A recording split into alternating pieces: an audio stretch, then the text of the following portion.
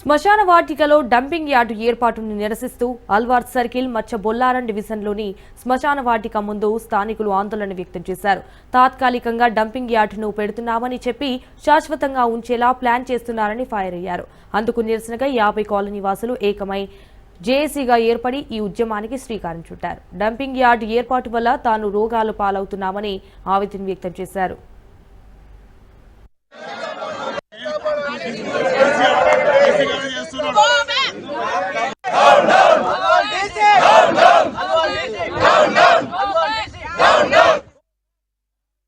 రం 133 డివిజన్ లో పెద్ద ఎత్తున కాలనీవాసులతోటి ఇక్కడ హిందూ శ్మశాన వాటిక మా శ్మశాన వాటిక మాకు కావాలే అనే విధంగా ఇక్కడ ధర్నా చేయడం జరుగుతుంది. సుమారు చుట్టుముట్టున్న 50 కాలనీ ప్రజలు ఇక్కడికి మొత్తం తరలి వచ్చిండ్రు. పెద్ద ఎత్తున ఈ ధర్నా కార్యక్రమాన్ని నిజంగా చెప్పాలంటే ఇది ఒక ప్రజల కార్యక్రమం, ప్రజల విజయం అని చెప్పుకోవాలా.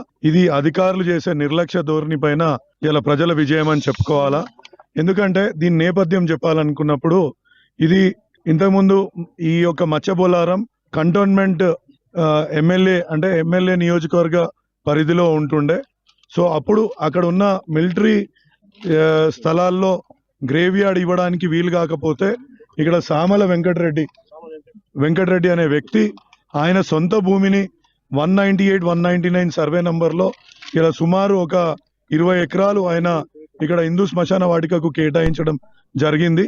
దాన్ని తర్వాత గవర్నమెంట్ తీసుకొని సర్కార్ భూమిగా వాళ్ళ రికార్డ్స్ లో రాసుకుంటూ అక్కడ హిందూ శ్మశాన వాటిక అని స్పెసిఫిక్ గా రెవెన్యూ రికార్డ్స్ లో స్పెసిఫిక్ గా ఉంది. రీసెంట్లీ ఎంఆర్ఓ గారు కూడా దీన్ని ధృవీకరించడం జరిగింది.